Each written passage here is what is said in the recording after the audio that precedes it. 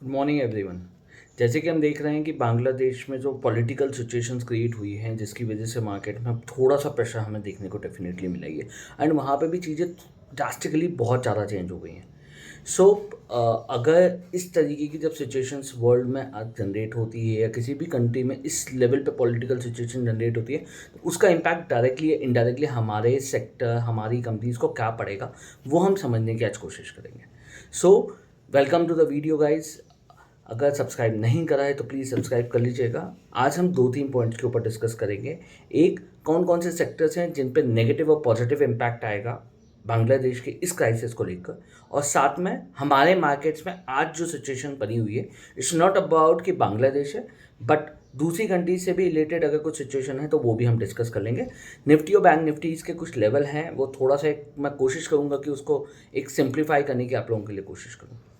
ठीक है, सो सबसे पहले हम निफ्टी के ऊपर बात कर लेते हैं। सो निफ्टी कहीं पे भी जो न्यूज़ जिस तरीके के इस टाइप की जब सिचुएशंस क्रिएट होती है न्यूज़ बेस ब्रेकआउट्स आते हैं तो कहीं पे भी जब हम न्यूज़ बेस ब्रेकआउट की बात करेंगे तो जो इसका सपोर्ट जोन है वो लास्ट जब हम मार्केट गिरा था अभी 2 दिन पहले उसका जो लोएस्ट पॉइंट था वही हमारा सपोर्ट जोन के तरीके से काम करेगा।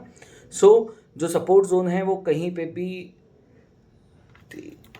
टी का जो सपोर्ट जोन आ रहा है वो आ रहा है 23,890 का। अब कहीं पे भी अगर ये इसको लोएस्ट लेवल पे क्रॉस करके और बंद होता है तो हमारे लिए थोड़ा सा पैनिक सिचुएशन वापस क्रिएट हो जाएगा एंड उसके बाद हम एक नया लो देखना शुरू करेंगे।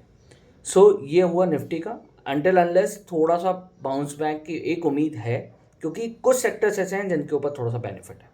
सो अब बैंक निफ्टी की हम बात कर लेते हैं। बैंक निफ्टी का जो येस्टरडे का क्लोज था वो 49,729 का था एंड यही लो कहीं पे भी एक छोटा सा ब्रेक के तौर पे काम करेगा। सो गाइस एक बहुत इंपॉर्टेंट पॉइंट है जो मैं सारे मैसेजेस में सारे वीडियोस में सबको बोलता हुआ था कि अगर आप इन्वेस्टर हैं और आपने अच्छे फंडामेंटल स्टॉक्स में पैसा लगाया हुआ है तो कोई पैनिक करने की ज़रूरत नहीं है। बहुत आराम से रिलैक्स होकर बैठिए। जब भी ये बाजार नीचे आए या जब भी वो स्टॉक नीचे आए तो 10 से 12% के लेवल्स पे आके आप थोड़ा थोड़ा सा एवरेजिंग कर सकते हो। It's a very right strategy, it's a texted strategy है जहाँ पे थोड़ा सा गोइंग थ्रू में हमें बेनिफिट मिल जाता है। अब ट्रेडर की हम बात करते हैं तो गाइस सबसे पहले तो ट्रेडर्स को इंटरडे पोजीशंस ही कैरी करनी है क्योंकि जब तक 2 या 4 दिन में ये चीज़ें क्लियर हमारे लिए नहीं आ जाती, यूएस, जापान, बांग्लादेश, ईरान, तो ये जब चीज़ें क्लियर नहीं होती तब तक ट्रेडर्स या तो बड़ी पोजीशंस अवॉइड करें और या तो फिर पोजीशंस अगर बना रहे हैं तो इंटरडे करें। आप कैरी फॉरवर्ड मत लेके जाइएगा। सो अब ये हो गई एक छोटी सी बाजार की बात। अब हम बात करते हैं कौन कौन से सेक्टर्स ऐसे हैं जिनमें थोड़ा सा फोकस रहेगा, अब वो नेगेटिव हो चाहे पॉजिटिव हो। सो मैं एक छोटा सा एग्जांपल के साथ शुरू करता हूँ। जैसे हम बात करते हैं, हम लगेज बहुत ज़्यादा कैरी करते हैं तो उसमें एक सेक्टर है वीआईपी। अब वीआईपी की हम बात करते हैं तो लगेज में वीआईपी की 8 टोटल यूनिट्स हैं जो बांग्लादेश में ही है। उन फैसिलिटीज़ के ऊपर काफ़ी इन्वेस्टमेंट्स भी किए हुए हैं एंड अभी जो लेटेस्ट की रिपोर्ट्स थी, जो लेटेस्ट अपडेट्स था मैनेजमेंट साइड पे कि उन्होंने बांग्लादेश की फैसिलिटीज़ को रीस्ट्रक्चर कराया। रीस्ट्रक्चर मतलब पैसा पैसा लगाया। सो इस टाइप की जब कंपनीज पैसा लगाती हैं या उनके फैसिलिटीज़ होती है तो वो नेगेटिव पॉइंट्स के तौर पर जाएगा बिकॉज अब वहाँ पे तो सिचुएशन बिगड़ चुकी है। तो अब सेम टू सेम उनके स्टॉक्स में इम्पैक्ट आएगा तो वीआईपी का स्टॉक्स में भी इम्पैक्ट है। एक काफ़ी बड़ा डाउन ट्रेंड दिखाई दिया है अगले पिछले 2 दिनों के अंदर। सो इस टाइप के सेक्टर्स में चूज़ करा जाता है। अब दूसरा सेक्टर हो गया एफएमसीजी। अब एफएमसीजी के अंदर अगर हम देखेंगे तो बहुत सारी चीज़ें उनकी एफएमसीजी से जुड़ी हुई है वहाँ पर। अब एक छोटा सा एग्जांपल है मैरिको। बांग्लादेश में मैरिको का मेजर कंपोनेंट्स है। अब अगर हम टोटल देखें तो अगर एक डेटा है मेरे पास में जिसमें अप्रॉक्सीमेटली 25 से 27% कॉन्ट्रीब्यूट सिर्फ बांग्लादेश से होता है। सो ये बहुत बड़ा चंक है। अब इस टाइप से जब सिचुएशन बिगड़ती हैं तो ऑटोमेटिकली वो चंक कहीं ना कहीं नेगेटिव फॉर्मेट्स में दिखाई देगा। तो इसी वजह से हमने देखा कि कल बैंक मेरिको में एक बहुत लंबा डाउन ट्रेंड दिखाई दिया। बट अगर मैं अदर एफ की बात करूँ तो अदर एफ में अप्रॉक्सीमेटली 5 से 7% ही है तो वो बहुत लोएस्ट कैटेगरीज में हो जाता है। जैसे कि हम बात करते हैं ब्रिटानिया हो गया है या फिर डाबर हो गया है। तो ये जब कंपनीज होती हैं, इनका जो कंट्रीब्यूशन है वो मात्र 5 से 7% है। अब हमारे लिए अप टू 7-8%, 10% का अगर कोई कॉन्ट्रीब्यूशन होता है तो वो हमारे लिए थोड़ा सा लो रिस्क प्रोफाइल पे आ जाता है, क्योंकि एक कंट्री से उनका कॉन्ट्रीब्यूशन सिर्फ 10% है। तो 90% का जो कॉन्ट्रीब्यूशन है वो they can easily taking care of the 10% contribution. तो थोड़ा सा एक बेनिफिट वो भी हो गया। अब एक छोटा सा फूड चेन है, जैसे समझिए जुबलियन फूड ही हो गया। अब जुबलियन फूड्स के टोटल में आके जहाँ तक मैंने वो डेटा पढ़ा हुआ था, उनके अप्रॉक्सीमेटली 28 स्टोर्स हैं आउट ऑफ 123 स्टोर्स। सो जैसे वही बात हो रही है कि 8 से 10% तक का चंक्स में ना उतना इफेक्ट नहीं दिखाई देगा, क्योंकि जुबलियन फूड पे भी हमको इफेक्ट नहीं दिखाई दिया। ऑलमोस्ट डाउन, मतलब ऑलमोस्ट फ्लैट डाउन है, 1-1.25% के आसपास ही रहा। तो वो एक थोड़ा सा नेगेटिव ट्रेंड्स में नहीं काउंट होता, बट हाँ थोड़ा बहुत ऑब्वियसली इम्पैक्ट आएगा, क्योंकि इंटरनेशनल मार्केट्स में ख़राब है तो चीज़ें थोड़ी सी इफेक्ट जरूर दिखाई देंगी। बट अगर हम बात करें एक पर्टिकुलरली कंपनीज वाइज, एक कंट्री वाइज के ऊपर, तो फिर उतना इफेक्ट हमको इमीडिएटली नहीं दिखाई देता। अब एक ऐसा इम्पॉर्टेंट सेक्टर है जो थोड़ा सा पॉजिटिव था और कल उसने एक अच्छी रैली भी दिखाई, बिकॉज हम बांग्लादेश को काउंट करते हैं एक लो मैन पावर्स के तौर पे, उनकी फैसिलिटीज़ काफ़ी लो कॉस्ट के ऊपर आती है, इसलिए काफ़ी कंपनीज अपनी फैसिलिटीज़ को बांग्लादेश में शिफ्ट करती हैं। सो एक बड़ा प्रॉफिट जंक आ जाता है, कॉस्टिंग में तो बहुत बड़ा फ़र्क आ जाता है, अपने प्रॉफिट मार्जिन्स में फ़र्क आ जाता है। दैट्स द रीज़न बांग्लादेश एक राइट चॉइस होता है। तो एक बहुत इंपॉर्टेंट सेक्टर है वो है टेक्सटाइल। हमने देखा टेक्सटाइल में यूनियन बजट्स के ऊपर भी काफ़ी इम्प्रोवाइजेशंस आए हैं, स्टेट गवर्नमेंट्स भी काफ़ी टेक्सटाइल्स के ऊपर काम कर रही हैं। तो एक टेक्सटाइल मेजर बहुत बड़ा इंपॉर्टेंट पॉइंट है।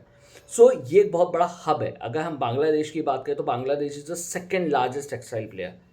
एक बहुत बड़ा हब के तौर पे वो बाहर आया है। First one is the China, second one is Bangladesh, और हमारा नंबर आता है 5th पे।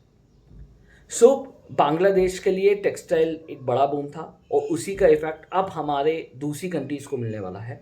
सो जैसे कि हमने देखा कि टेक्सटाइल के अंदर इंडिया का कॉन्ट्रीब्यूशन 5th नंबर पे आता है। तो मेरे पास एक डेटा था, जैसे मैंने वो सर्च करा था, तो 2 बड़ी कंट्रीज़ हैं जो सिमिलर कैटेगरीज पे काम कर रहे हैं। आई थिंक 4th और 5th नंबर पे हैं। तो 4th नंबर पे आता है वियतनाम।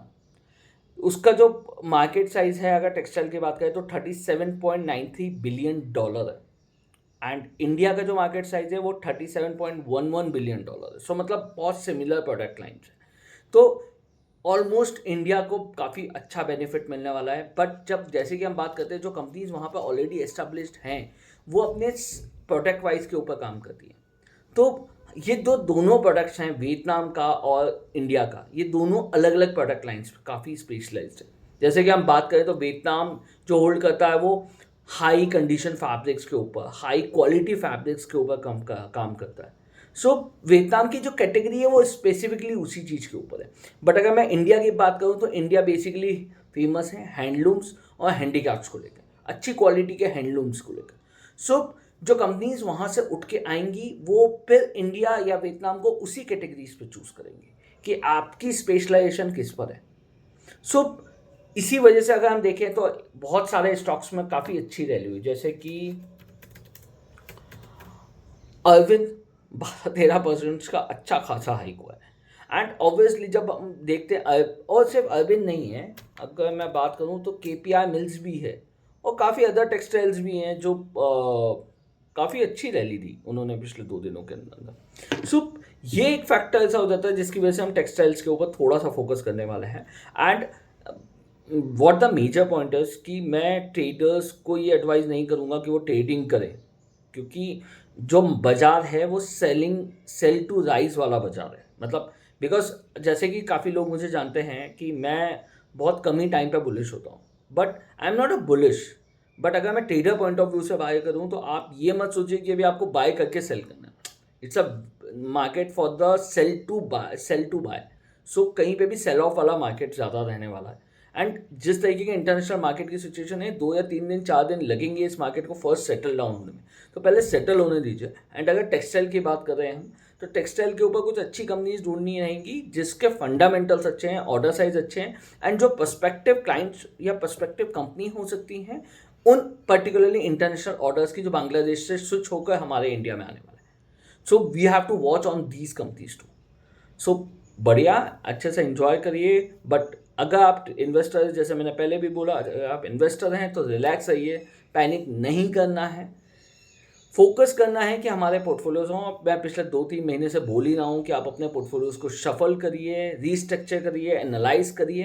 एंड अगर कोई भी हेल्प लगे प्लीज़ हमारे टीम को कॉन्टैक्ट जरूर करिएगा। Thank you.